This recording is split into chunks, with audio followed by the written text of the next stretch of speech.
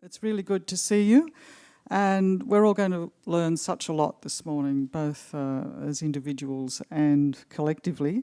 I'm Jenny Stewart, for those of you who don't know me. I'm an Honorary Professor of Public Policy in the School of Business here at UNSW Canberra. And we're starting off this morning, as you would know, from having registered with a panel session. And we have three wonderful guests who are going to talk about their experience as becoming the best, or more modestly possibly, among the best in their field. Believe me, it's a really good question for all of us to ask, and we'll certainly be exploring it this morning. I think everyone knows the program. The panel session goes for about an hour, but there'll be plenty of time for questions from you guys before we wind that part up. Then we have morning tea, but if you want to have coffee along the way, it's all there. And then after morning tea, we're going to form some workshop groups because, as you know, we want some practical outcomes to come from today's work. So it doesn't just finish today, it'll keep on going in the sense that we'll be looking to gather together ideas from people here as to how UNSW Canberra can better support women academics, because it's a difficult journey. So let me introduce our panellists. I've got all their extremely impressive details written down here, so I'll just find where I've got that. Thanks. Thank you. So on my immediate right is Professor Elanor Huntington. I'll just give a very brief bio for each of our speakers and talk a little bit, and then talk a little bit about their research. So before we start, you'll have some idea of who they are. So Elanor is a scientist. She has a PhD in experimental quantum optics from ANU. And she was head of the School of Engineering and Information Technology here at UNSW Canberra before taking up her current appointment as Dean of the ANU College of Engineering and Computer Science. So Eleanor's research interest is in the area of experimental quantum optics, specialising in high-speed measurement, control and generation of non-classical states for quantum technological applications. I'm going to tell you a bit more about non-classical states. Non-classical states are used as an input to a variety of quantum technologies, and as such, the ability to make, measure and manipulate such states with high precision and at high speeds is crucial. Elanor is the author of many research publications and also patents in this area, and she's currently a program manager in the ARC's Centre of Excellence for Quantum Computation and Communication Technology. On my far right, we have Eileen Baldry, so moving from science to social science. Eileen is a Professor of Criminology at the Uni of New South Wales, and she's been an academic there since 1993. Her PhD, which I excavated, not the actual PhD, but the field, because we're very interested in that, is actually in consumer health from the University of New South Wales. She's held a number of senior positions in the School of Arts and Social Sciences at UNSW, that's at Kensington, and including being interim dean. In 2016, Eileen was named as one of the inaugural Plus Alliance Fellows in Social Justice. So if you're wondering, PLUS, that's PLUS, is an alliance or partnership of three international universities, including UNSW in Sydney, plus a university in the UK and one in the US. And very interestingly, that alliance is devoted to solving global problems. Eileen's also the academic chair of the UNSW Equity, Diversity and Inclusion Board and she's the current Deputy Chair of the Disability Council of New South Wales. So as you'd expect, Eileen's research and publications focus on social justice matters, including mental health and cognitive disability in the criminal justice system, education, training and employment for prisoners and ex-prisoners, homelessness and transition from prison. She has been investigator-in-chief or investigator on many ARC projects over the years. And finally, in the centre, Nicole Moore. So Nicole did her BA Honours at the Uni of Sydney, PhD, Uni of Queensland. And her first full-time academic job was at the Uni of Tasmania. And then she moved as a postdoc and eventually became senior lecturer at Macquarie University. She was appointed to UNSW Canberra in 2010 as an associate professor, and she was promoted to full professor last year. She is the current president of the Australian University Heads of English Association and past chair of the same body's Learning and Teaching Committee. And she's editor and co-editor of many journals. So I guess you're starting to see perhaps some patterns emerging already. Nicole's research, her main research interest is Australian literature combined with interdisciplinary and comparative research in cultural history, gender and sexuality studies, and book history with a special interest in censorship. And she's the author of a prize-winning book called The Censors Library, Uncovering the Lost History of Australia's Banned Books. And Nicole is an ARC Future Fellow in English Literary Studies. Please join with me in welcoming our wonderful guests.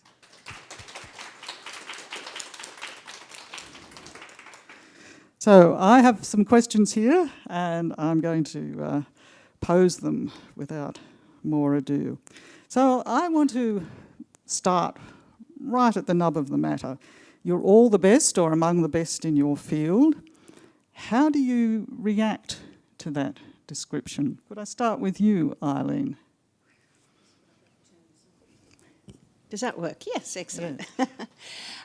Well, I react to it by saying I'm not the best by any stretch of the imagination, but I like to think that I'm amongst those who are doing some really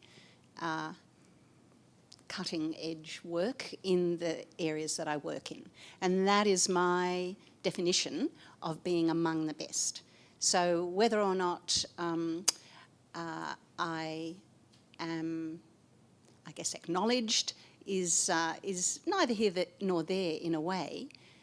It's that I feel and understand in myself, and all of you, you're all researchers, you'll know that sense when you think, oh yes, you know, that's pushing the theory, or that's pushing the area that I'm interested in further. And that's what I think is being among the best.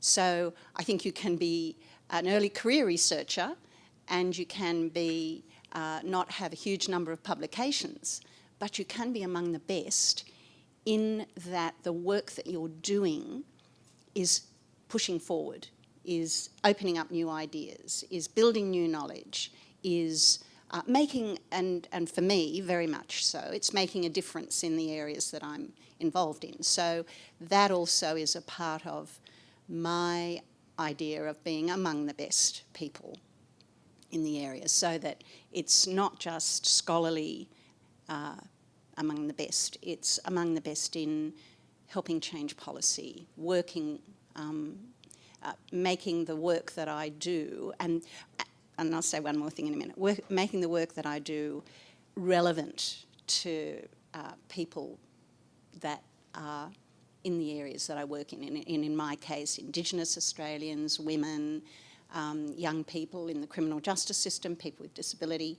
So that what I do is making a difference, a positive difference in their lives.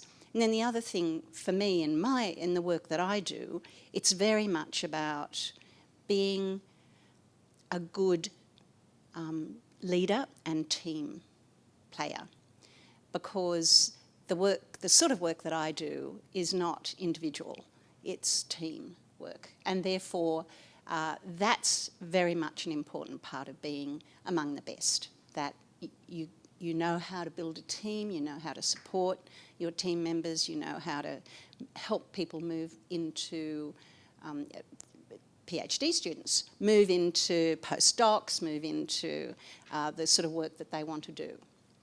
Thank you. Elanor, how do you react to that question? So I'm absolutely not the best in my field. But I'll share a reflection, which is that let me just start off by saying I think it's wonderful to see so many faces in this room that I don't know, and that says something about the evolution and the regeneration of this place in the 2 years since I've left. So I think that's wonderful. I have, for a very large part of my career, been part of a centre of excellence that does actually contain the best in Australia.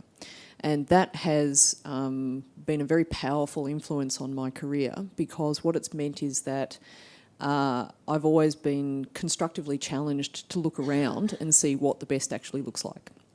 And that, I think, has been a very powerful influence on the progression of my career, because it keeps you concentrating on what you need to keep changing and improving to stay current, to lift your eyes, to aspire to bigger and better and brighter things. And certainly when I was here, one of the things that I actively tried to do was to share some of those insights with the people around me and encourage folks to broaden their horizons and aspire to something a little bit bigger and a little bit more challenging than we would have otherwise. So I'd pick up on the theme of working in as parts of teams, and finding your place in, to borrow a buzz phrase at the moment, in the ecosystem, and working to that. It's a particular personality quirk of mine that I'm actually, appearances to the contrary, I'm not actually very competitive towards other people. I always just want to do, I get very frustrated if I'm not doing the best that I can do. And I learnt that most viscerally when my brother attempted to teach me golf. Because you don't actually compete against anyone else when you're playing golf, it's just yourself. And so I learnt very quickly that was going to become an addiction and I should not pick it up. But actually that kind of behaviour is what's driven my career. And so it's always been just making sure that I'm comfortable and confident that I've done the best I can. And that's kind of where I've lobbed up with it. Thank you. Nicole? How's that? Yeah. Oh, it's terrific to hear the two of you talk about this question before me, of course. And I think my situation's a little different in that, I think it's very difficult for me to claim anything like being the best in my field, or even among the best. I certainly still feel like a mid-career junior researcher in many ways. But I guess the ways I think about it are interesting in comparison, because I come from a discipline which is very much an individual kind of discipline with an emphasis on individual research. So I have had very large projects on my own that I've had to complete by myself, which can be hugely challenging, and also in a way the way I like to work, where you're just responsible for yourself and what you drive it, you have full control in many ways, and it's just you and the computer, finally, that can guarantee a result.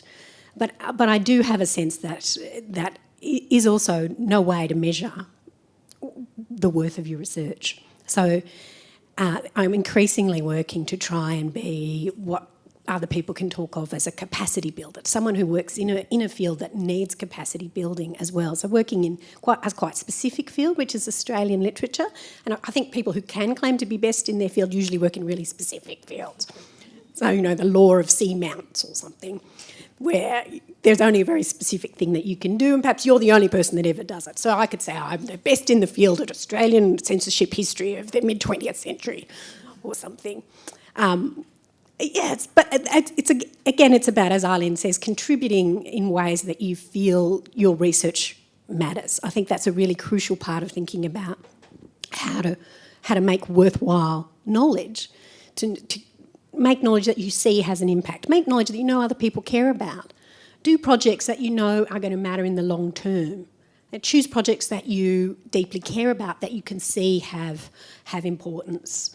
I think one of the most important things a senior person ever said to me when I was first trying to apply for ARC grants and being, of course, what felt like endlessly disappointed, was to make sure you're not doing what she called brutally backwater research. Look to your field, be responsible to your field. Make sure what you're doing really matters. Other people want to know what it is that you're doing. And that's really what took me into doing censorship research, for instance. I was really working on Australian women's writing otherwise of the 20th century. But I knew that nobody had done enough research in this field. It was a big area. We knew hardly anything about it. I started doing a little bit and I thought, far out. There is a big project here and we need to know. So I think that's another way of thinking about what is the best research in your field, what matters, how's it going to make an impact to how we understand the field you're working in, how we understand the way we live in the world. Thank you. So Elanor, I mean, your specialisation, if I can put it that way, experimental quantum optics, that sounds very focused. Excuse me, were you always pushing towards that, goals in that field? So I would argue that experimental quantum optics is just it's an articulation of the grab bag of techniques that I use. And one of the most profound pieces of advice I was given by a senior researcher at the start of my career was that if you're not reinventing yourself every 5 years, you're stultifying.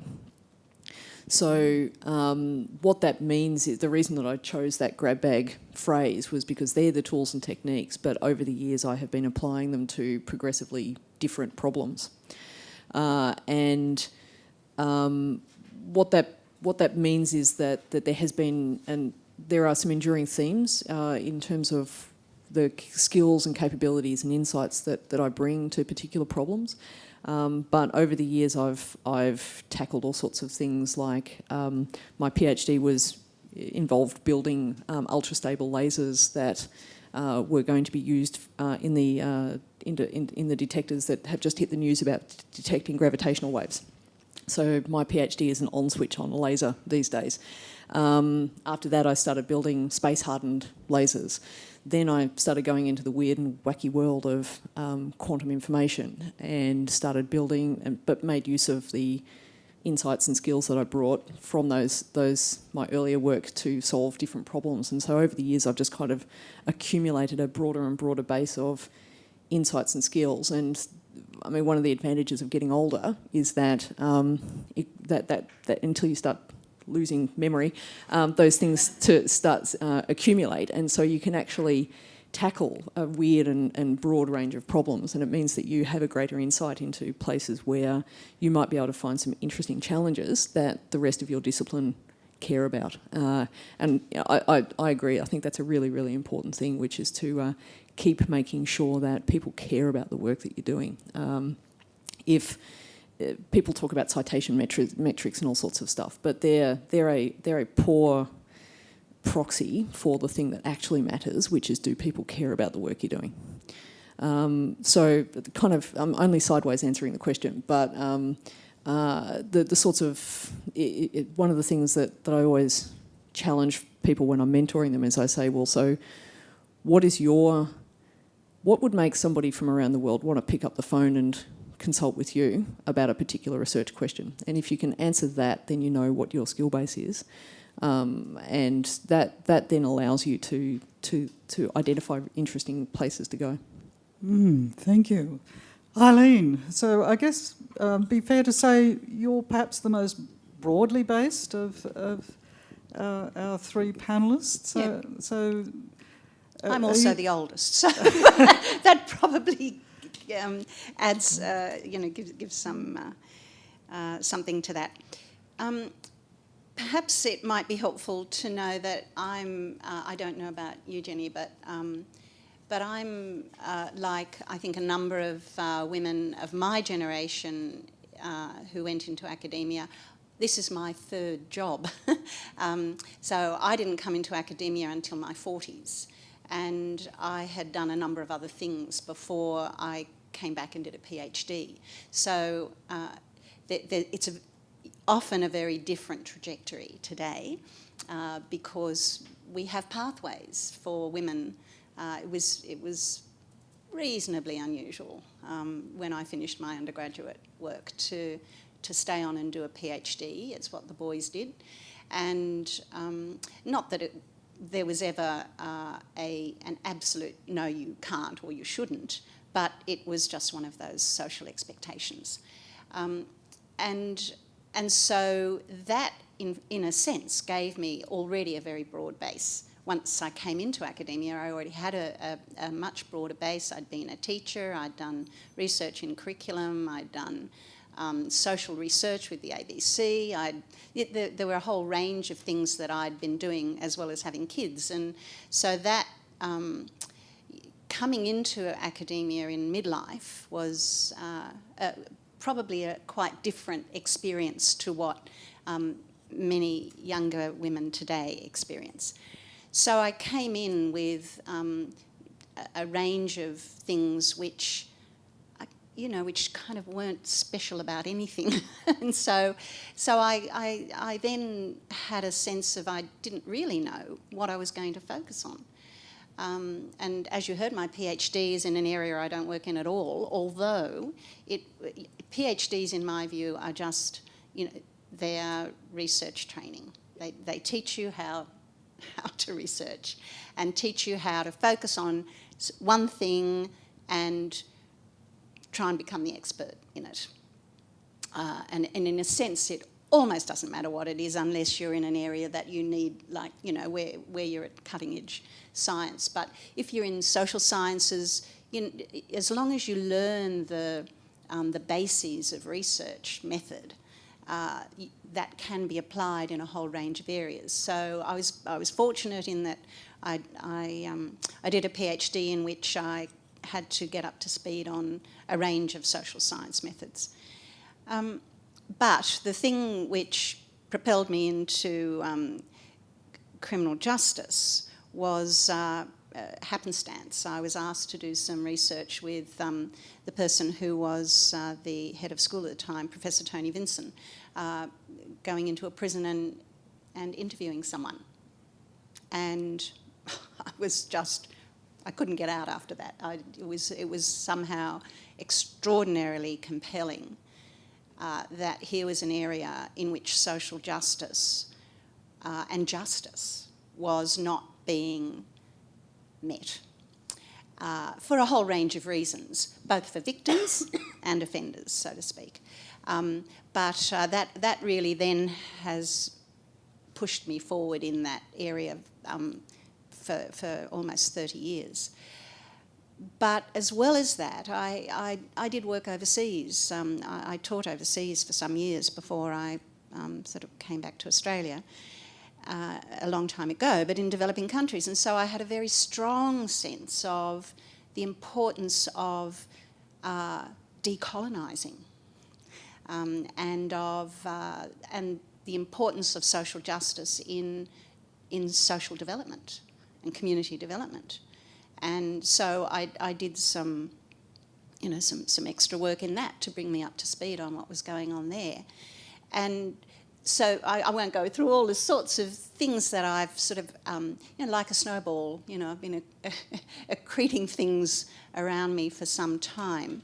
But they all come to bear on the work that I do. So I'm able to bring now many perspectives into the work that I do. So I'm absolutely interdisciplinary, transdisciplinary, cross-disciplinary, because what we look at in the sort of work that I do, or the thinking that our teams do, is around what people have more recently tended to call wicked problems. I don't like the term because I don't think there are wicked problems.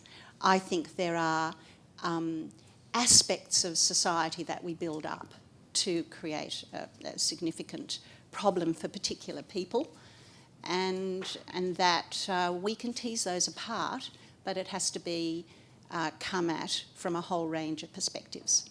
So yes, indeed. I wonder if we could turn now to, I guess, the more emotional side of being an academic. It's a difficult pathway for all of us, and it requires, I think we've all probably found, a fair bit of resilience. So I wonder if I'll ask each of you, were you conscious of high points and low points along the journey? And if there were, I suppose high points are always wonderful to recall, but if there were low points, how did you actually weather the low point? Nicole, I might ask you first. Sure. Yeah, of course, many of us. It's yes. There are long journeys and tough journeys, and I think growing a thick skin early in your career is much to be advised. I had my PhD supervisor, did that for me. I think inadvertently. She's a very tough person herself, has had to be, and required that of me very early on. So learning to be able to defend yourself, to stand up for yourself, to have a spine, to say my spine is standing up here, I am proud of what I do and I understand how to defend it, is hugely important. It's not about boasting, it's not about any kind of forms of aggressive situating yourself in academia, but you do need to be confident, you do need to believe in what you're doing in a fundamental way. And I think in terms of setbacks, of course, we all have lots. One of the ones I think of most in terms of directions in my career, my first job was a 4-year contract appointment at the University of Tasmania before the Hecky Award, when we were all doing jobs that would be continuing, but were on contracts, even though those jobs would continue after our contracts were up. And the Hecky Award came down while I was in the middle of that contract. And my then boss decided that all the people on contract would not be renewed. Nobody would be. That was the blanket policy, and he would appoint new people into everybody's job. So it was a very difficult working environment, and not necessarily the kind of good management decision-making you might think would work well. So the 4 people who were in my department then on contract all had to look for new positions, move states, all of us now in senior positions at universities of higher rank. That one, but it was certainly very dramatic. So there was no relocation allowances at the end of a contract, and so on. It was a very difficult thing to manage after having been appointed into a junior position where I was working 14-hour days, teaching huge first-year classes, very struggling to get my research done, struggling to get any profile. And what made a difference to jump to the next position, which was a postdoc and was a hugely useful one, was that I'd got one article out in the key journal in that field in the US. So Modern Fiction Studies had a special issue on working class fiction, and I had a key essay at the beginning of that volume, and suddenly people saw what I was doing, and it made a big difference. And it's just keeping your eye on opportunities, making sure you know where to put your stuff, making sure you know the worth of what you're doing and where it's best going to have some impact. And that really paid off for me in that dire hour of need. So, yeah, I think watching out for your own long-term interests and knowing what your research can do, I think, is a way of protecting yourself through the vagaries, as there always will be, of in our worlds, particularly in the humanities subjects, where it's hugely competitive to get decent academic positions. Elanor, was there a breakthrough moment for you in your career? And conversely, were there some low points? Yes and yes. So your observation about resilience is a good one. If I were to identify... So I'm going to name the elephant in the room, and I am going to say that there are particular systemically induced challenges for women in pursuing an academic career. And we can talk about those in more detail as we go along. But one of the things that Elizabeth Broderick, the former Sex Discrimination Commissioner, often says is that women are over-mentored and under-sponsored. And there was one critical turning point in my career, which was a moment where a senior female researcher from another Australian university who had been an examiner on my PhD thesis reached out to me to collaborate and put in a joint ARC grant together. And there was another critical turning point when the Centre of Excellence that I mentioned, my former PhD supervisor, I was like 5 or 6 years out from my PhD, got me into the mix in terms of being a chief investigator on that Centre of Excellence. So there were two critical points where not only did I have mentors, but I also had sponsors. That was that set my career on a particular road, and you know, obviously you make what you will of the opportunities that are given to you, but it actually helps to have a couple of opportunities given to you. On the resilience side, yeah, look, there's stuff that happens all of the time, and one of the things so some of the systemic challenges that women face, particularly if you're in an academic career around the time when you want to have kids, or the time where the standard career path as defined in the 1800s for bachelors was to go hopping around the world. Many of us can't do that.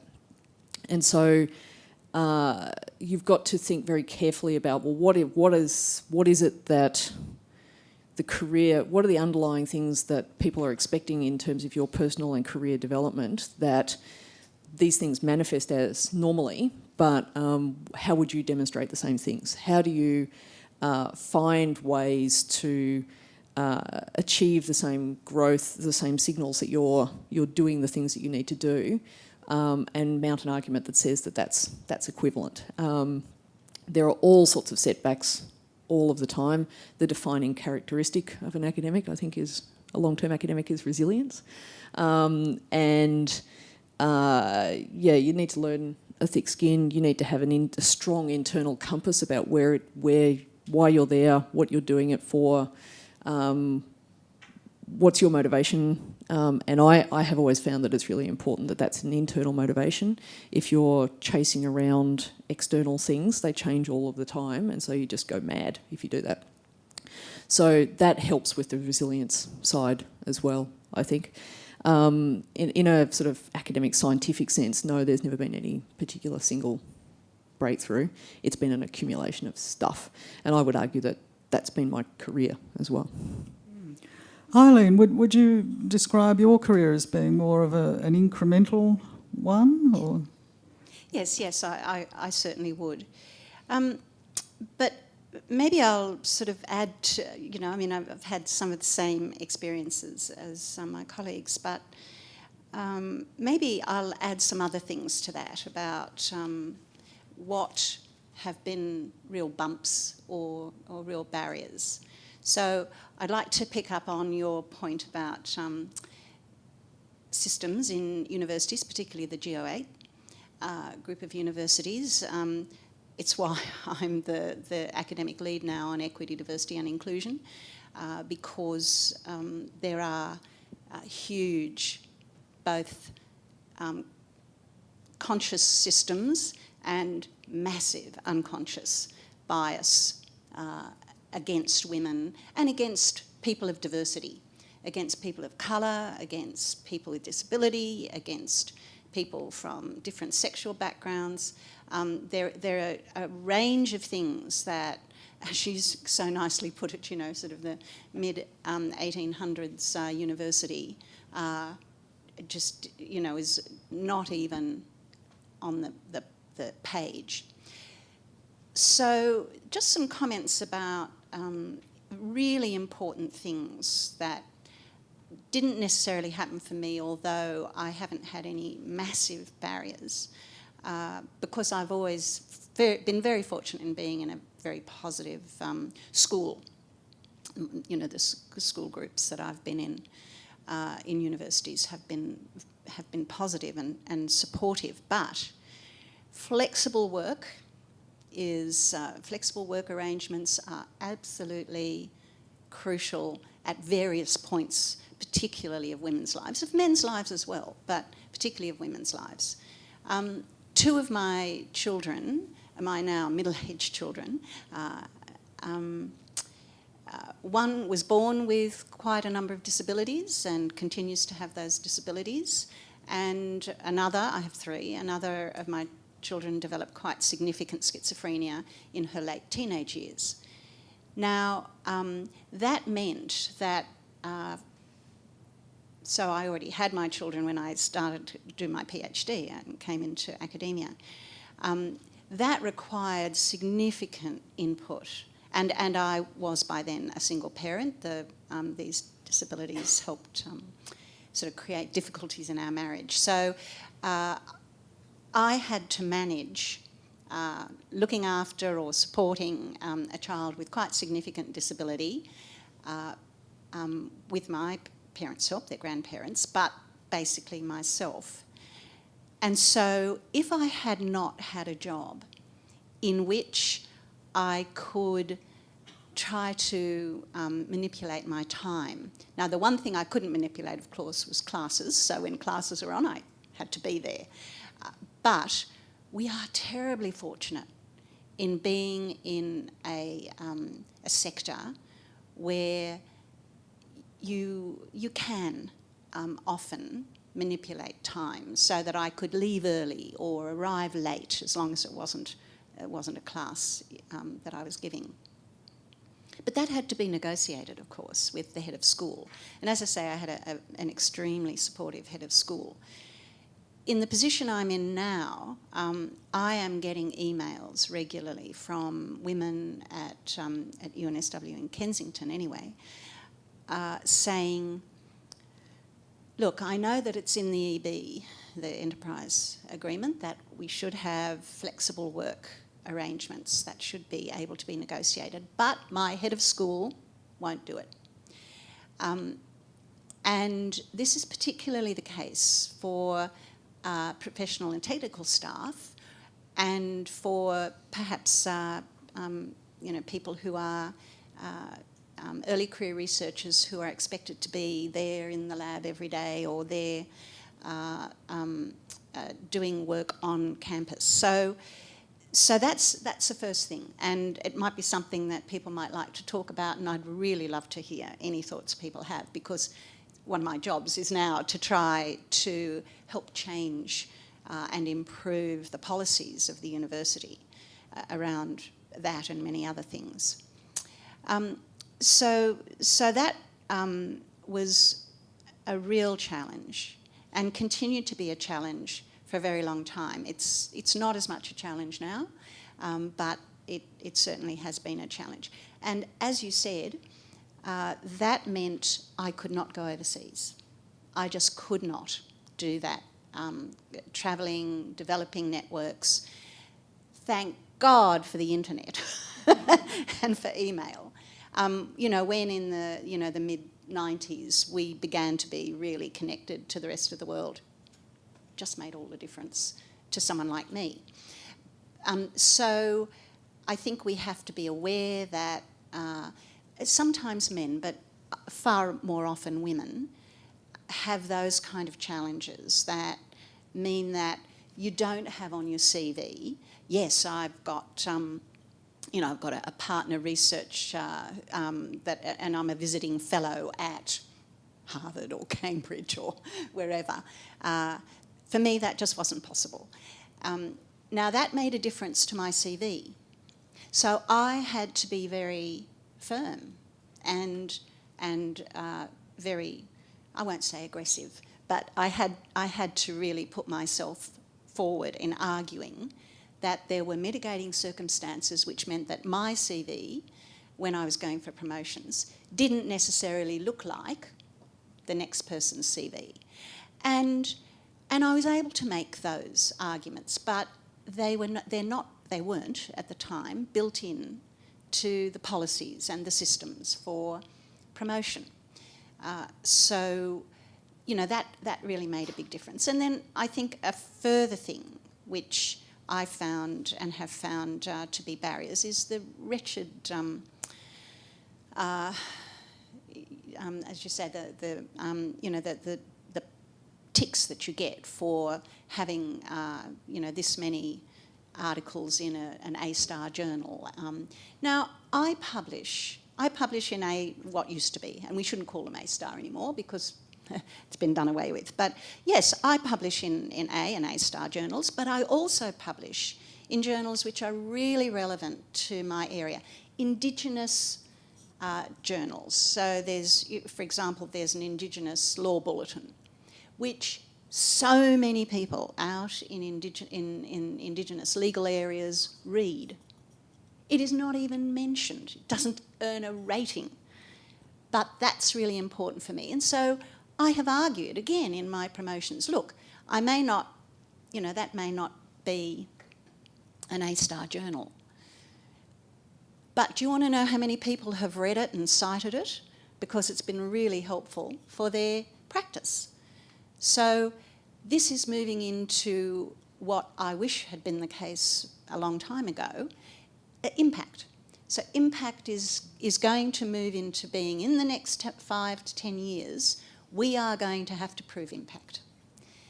The UK has already gone well down that track, and they already have now had, I think they're into their second round of assessing impact at universities.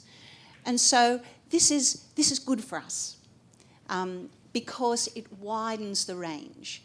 So we are not just, particularly people in the arts and social sciences, the HAS areas, we are often left to the side because we don't have the level of STEM credits that many of our colleagues in STEM areas have. But also, it makes a difference to women in STEM as well. And I think the final thing I'd like to say, and that you might want to talk about, is which we are now working really strongly on, is what's called the Athena Swan Sage work, which is getting women into areas where they are very few. You're one of the few. But that is being rolled out across both STEM and HAS, because it's not only the case that STEM has very few D&E women, it's pretty unbalanced also in the HAS areas. So that was a barrier, and that's unconscious bias work of moving women through into higher areas. Just, people appoint the same kind of people as themselves. So if you've got all white, grey-haired men at the top, then it's very likely that that's what you'll end up with, unless you make a conscious decision to do otherwise. And so, it's a matter of us pushing and them changing.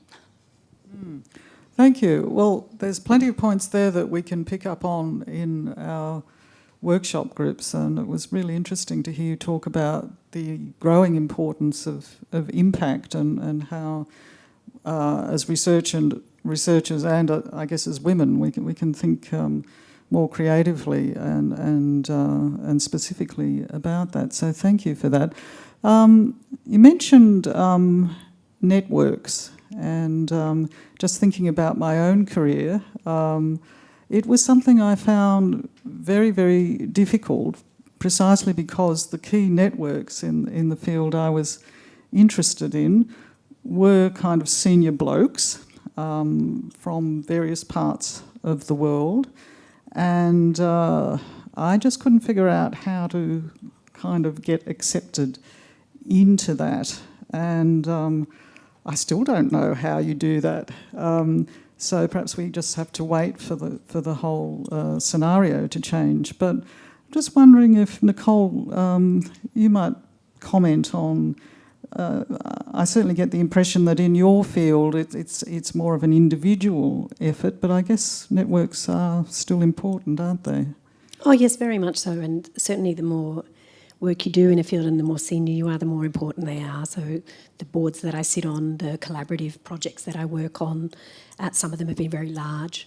So yeah, I mean there is an emphasis on individual achievement, but also part of the way in which I have tried to pay back some of the opportunities I've had is to be part of collaborative field building and capacity building, because I'm conscious that Australian literature in particular has very little global recognition. It's a field in which we can feel internationally neglected. If we don't champion it, there is no champion. If we don't make it, it doesn't exist. So I certainly have a sense of scholarly responsibility for curating the field I'm in, and that is a collaborative effort, certainly.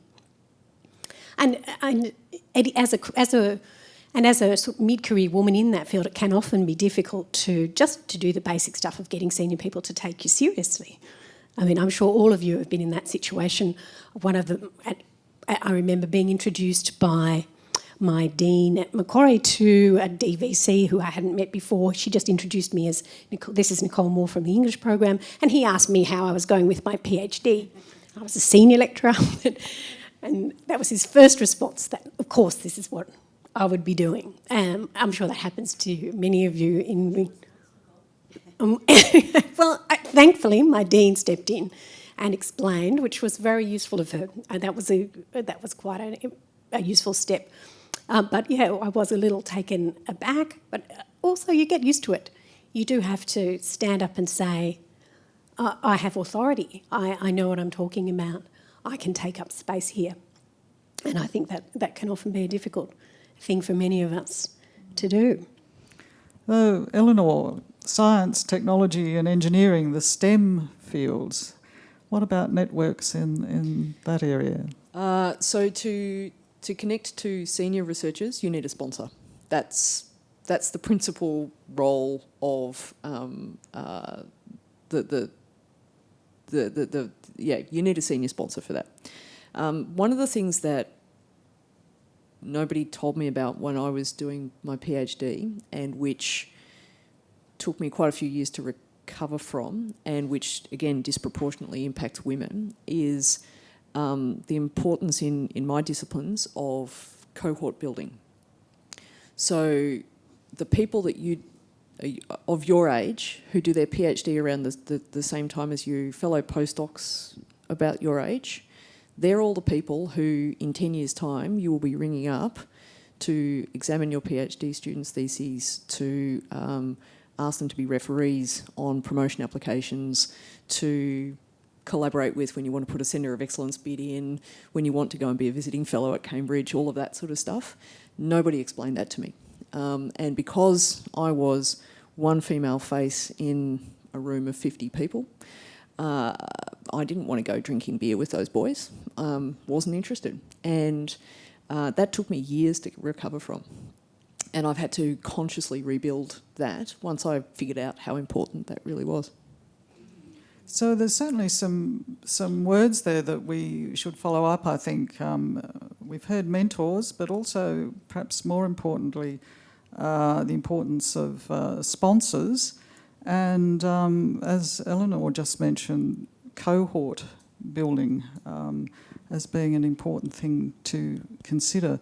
So I'm conscious that time's running on, and I did promise that we would give you guys, I'm not supposed, am I or am I not supposed? I'm not supposed to say that. No, you're not allowed to say that anymore. Give you colleagues, give you friends and colleagues, countrywomen, a chance to ask questions. If there aren't any burning questions, I've certainly got more, but I'd like to throw it open to you. So I have Heather first. First of all, lovely to see Eileen and Elanor back on this campus again, and thanks all three of you for being so generous and open with sharing your experiences. And I have a question for Eileen and Elanor. Well, it actually relates to the phrase that Nicole used about capacity building, just because Eileen has been a dean, Eleanor's currently a dean, and I'm just wondering if you could give one characteristic which is particularly important in providing good leadership in the role of a dean.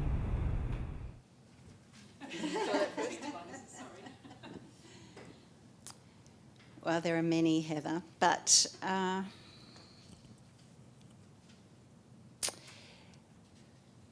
I think it's about the word management is overused, but it's working with the staff. I mean, that's the role of a dean, is to build your the staff, both academic and professional and technical staff, who work in that faculty to do their best, to attain their best. And sometimes that requires very hard conversations about what's not happening. Sometimes it requires as I was mentioning before, allowing flexibility, but it's about working with all of the people who are in that faculty to make it the best it can be. Now, I'm sure that you're all aware that, because your rector, the equivalent of Dean Michael, comes to all of our executive meetings on the Kensington campus, and that there is, we've got a 10-year strategy, and the 10-year strategy is to build us into even better than we are, to be in the top 50 in the world. Now that's going to require a huge amount of support, encouragement, capacity building for staff in every faculty. It's also going to require some hard choices. And deans have to do that. The key people that deans, some faculties have more schools than others, but is the head of school. So the head of school in a faculty is the key people for deans to be working with, and the faculty manager, in my view. Those are absolutely central. If you don't have that really solid relationship, good working relations with those people, even though sometimes they might be hard, so that would be one thing. I mean, there are many others, but that would be one thing. Elanor, would you like to add to that? I agree with everything you've said. I'll give three apparently disconnected answers, but they're not, at least in my head. The first is that don't listen to all of the leadership hype that the blokes tell you. They talk about visionary, galvanising leaders, all the rest of it. There's a leadership consulting company that have done a survey of, they've worked with like 100 Australian top organisations. They've surveyed 10,000 of their staff, and the top three leadership characteristics that people want in their leader are, in order, competence, integrity, then a capacity to articulate a vision. So think about that. Sounds an awful lot like a woman. Anyway, so accidentally, so that I until that was put to me, I hadn't really quite appreciated. I've had the same leadership journey that many women have had, which is kind of accidental. People kept on telling me that I should be doing stuff, and I didn't understand why they thought that. In hindsight, now I get it. My personal philosophy is that the role of a leader is to create other leaders, not create followers. And I think that's an important part of particularly leadership in a university. And a personal insight since moving to the ANU has been that having worked in the STEM disciplines, I have always been one woman in a room of 20 to 50 blokes. And one of the things that my former Vice-Chancellor did was actually create a university where more than half of the deans were women, and both DVCs are women. And for the first time, I was actually working in an environment where there were, I was not the only female senior researcher in the organisation. And it does change the mix. It feels like a different place to work. It's quite remarkable. I hadn't really noticed that before. And it had never been my personal experience. It feels different. It's wonderful. And to have people around me who think like me, no, that's not the right way to put it. We have lots of vigorous and constructive debates, but they operate on a similar sort of internal compass, and it is similar to mine. I've become radicalised since moving to the ANU. It's wonderful, so I guess one of the things that I have viscerally learnt is what the books always say in terms of diversity of input, and that's been something that I will take with me in future leadership roles as well, because I think that's a key part of the role of a dean as well, is to actually challenge people constructively to change. And I was challenged constructively by that, and I'm going to pay that forward. Thank you. We'll pass to Natasha. I think you had a question. Thank you for your insights.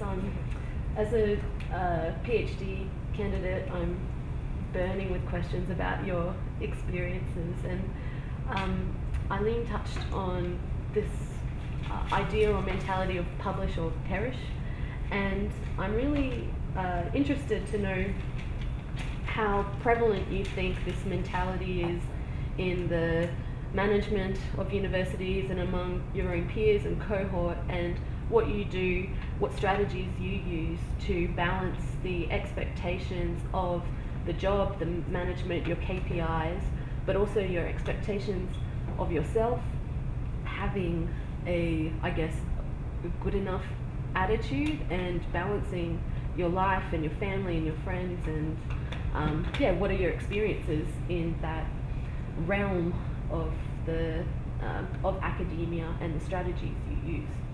I think Nicole should answer that because we're on the dark side. Yes. That's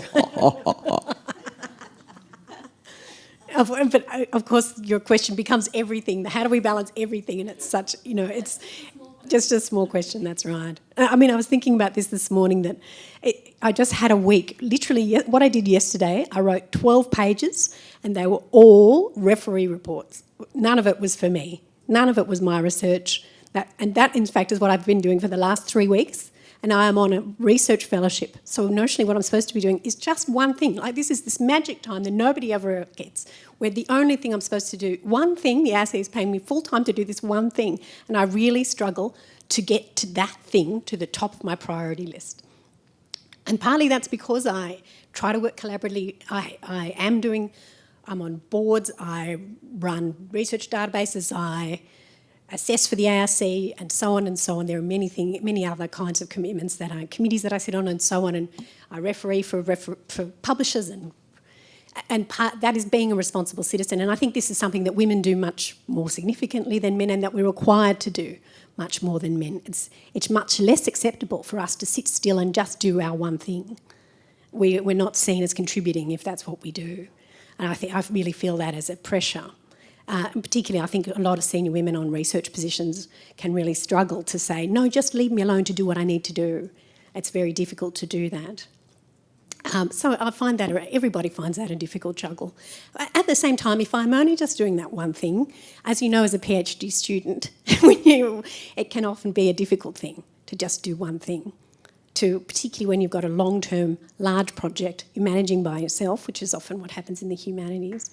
You can find yourself swallowed by a project that can be difficult to manage. So it's often good to have short-term returns on your investment in your time, and to be collaborating with people, to get feedback on what you're doing, to situate yourself in the field that you're doing, so you know where you're sitting. So it's just a matter of managing those two things for me, as well as managing the things that pop up in your life during the week. Are there any specific strategies that you use to manage, I guess, your expectations and all your commitments with the job? Like, what do you do personally to feel okay at the end of the day, or feel like you're still progressing with your research, or that you're doing a good job?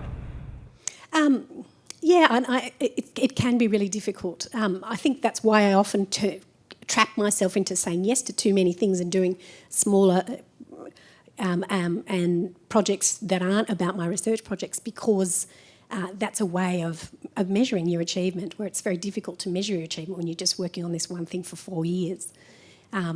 So that's one way of making sure you're progressing, is doing those smaller things. But you also have to corral 2 days a week, 3 days a week, if you can manage it, for the research that you're committed to. It's really important to make sure it comes to the top of your to-do list more often than not, that you really have a chunked out swathe of time where you don't answer your emails, you don't get on Facebook, you're not answering the phone, you're not you're not worrying about what's going on for everybody else, but you're sitting there doing what you need to do. Where it comes to the top of your priority list, where you have a special amount of time, at least every 3 days a week, or at least a certain amount of time during each day. Perhaps you're a morning person, perhaps it's good to get up at 5 o'clock and write until 9 o'clock and then you've done what you need to do for that day. Perhaps you're an evening person. One of the difficulties when I had my son was that suddenly my best writing time, which was from like 3 o'clock in the afternoon to 8 o'clock in the evening, totally wiped out. It's really difficult to do anything in that kind of time of the day when you've got small children. So I had to readjust and find another time of the day when I could really get some significant writing time done. And usually that's late at night, unfortunately. So most of us get less sleep than you need in order to fit in everything that you have to fit in. So it's a very difficult juggle. It's just keeping going, making sure you tell yourself to do the most important things first. Well, I think that question of balance is so important. We might just leave that for Eileen and Elanor to comment on before we wind up. I can see Oriane has a question, so over to you. Yes, my question exactly takes on the question of balance, but also the balance with private life, because private life for yourself, for your family, relationship, and non-work, non-academic related activities. And I found I'd be really interested in seeing how you balance, how you see the importance, if you see it important to have a balanced life next to work. And I especially ask because I've been told so many times that you can't always have everything. And I feel maybe I can, and maybe you should just put, because it should be in that, like that, meaning like having private life, having family, and having a good job. Eileen, can you do everything? Yes. If only. Well, no, I don't think you can, but I think you can get an approximation for yourself. So I think it's really important to know yourself, because it's something that's I still don't know myself very well, and but what I try to do is to understand myself so that I know what the kind of way in which I work best, and the kind of way in which I relate best, and the kind of way in which I operate best, and what gives me a sense of satisfaction. So if you know yourself, you're getting to know yourself, then that gives you a sense of, well, how important is just completely taking off the weekend to go bushwalking, or to do things with your partner or with your kids, or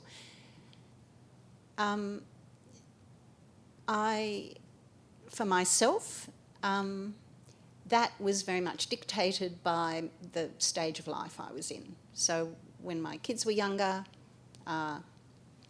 absolutely had to do that, and so I had to know myself as to what I would do to make it happen that I could give the kids the kind of attention that I wanted to give them, that they needed, take them places, do things with them, as well as satisfy my own need to produce something, to do my research or to write. And just a comment on the previous question, absolutely, you still have to publish or you'll perish. But I think it's really important to have a plan about how you're going to do that, and what you're going to publish and where you're going to publish. And so you can build it around what the other parts of your life need. I think it's very much, it's absolutely an individual thing. And it also depends on your partner and your kids in a way. So, if you've got a partner, or you'd like a partner, you don't have a partner, what kind of partner is going to work in that circumstance? So You know, I guess you sort of got to negotiate things with people around you. Thank you. So knowing yourself, that's such a wonderful maxim, isn't it? I think Elanor will give you the last word on that question of balance, because we need to move on to morning tea. So I agree. There are many times when you can't have it all, and there have been a number of points over my life where I've had to stop and reassess, and to pick up your theme, learn to say no to a few things. And in the end, for me, the places when I knew that things were spinning out of control was when I felt frustrated, when I felt nervous, when I felt cranky, and I stopped. And in the end, what drove my decision making was assessing the impact that my behaviour was having on the people around me, and that in the end drove some decision making, particularly in most instances where I had got myself to the point where I was doing a whole bunch of things not very well, and I had to consolidate onto a smaller set of things that were priorities, not just for me but for the people around me as well. And sometimes you actually have to take a cold hard look at yourself and say, well, I'm not actually that important, and me continuing to stick my fingers into this is actually just having a negative impact on the people around me. So for me, I've had a few of those moments, but one should never become one-dimensional, and that's always been there've been a few enduring rules that I've imposed on myself in terms of work-life balance and stuff like that, and I think it's fair to say that there's been a little bit of shifting around the edges over the years, but for the most part, I've stuck to them. Well, we've had a wonderful discussion, I think, and all three of our guests will be staying around for morning tea, so if there are further issues you'd like to raise with any or all of them, please do so, and take the opportunity to meet some new people in the room as well. It's been a real privilege, I think, to listen to what our guests have had to say. It's been a real mixture of wisdom, sort of intellectual rigour, and personal honesty. And I'm sure I speak for all of us in saying how much we value and appreciate that. So please join with me in thanking Elanor, Nicole, and Eileen.